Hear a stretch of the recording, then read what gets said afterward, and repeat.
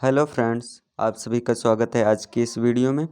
इस वीडियो में हम मौर्य साम्राज्य से संबंधित इम्पोर्टेंट तथ्यों को डिस्कशन करेंगे। तो चलिए वीडियो को स्टार्ट करते हैं। इसमें मौर्य वंश का संस्थापक चंद्रगुप्त मौर्य था और इनके गुरु का नाम चाणक्य था। चाणक्य के वास्तविक नाम दो थे, जिसमें विष्णुगुप्त और कौटिल्य थे। चाणक्य अर्थशास्त्र नामक पुस्तक लिखी और इस पुस्तक में राजनीतिक संबंधी बातों का उल्लेख किया गया है। मौर्य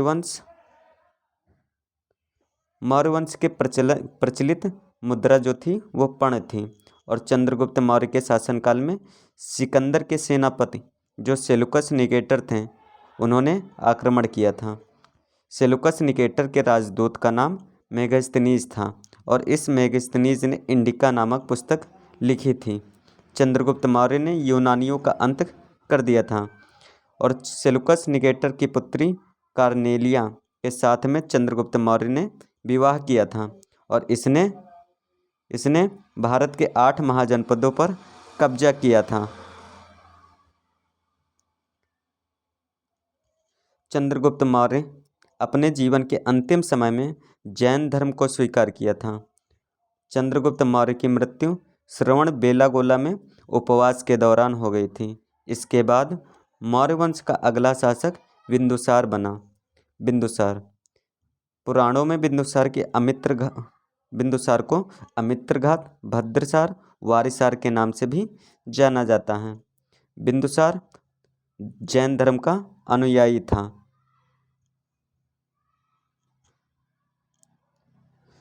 बिंदुसार के शासनकाल में तक्षशिला में विद्रोह हुआ था और बिंदुसार ने अपने पुत्र अशोक को विद्रोह दबाने के लिए भेजा था।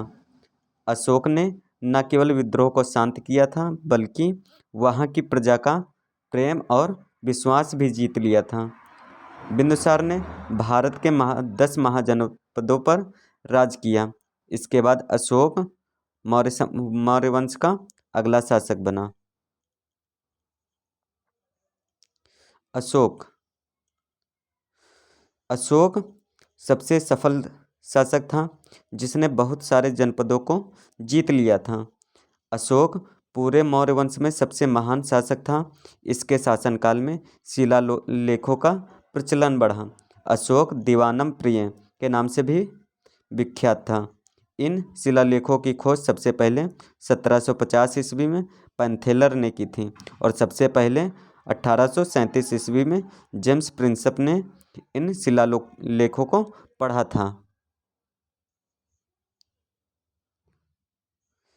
प्रारंभ में तो अशोक जैन धर्म का अनुयायी था, लेकिन बाद में कलिंग युद्ध में भारी मारकाट के बाद इसने बौद्ध गौतम बुद्ध के शिष्य उपगुप्त से बौद्ध धर्म की दीक्षा ली थी।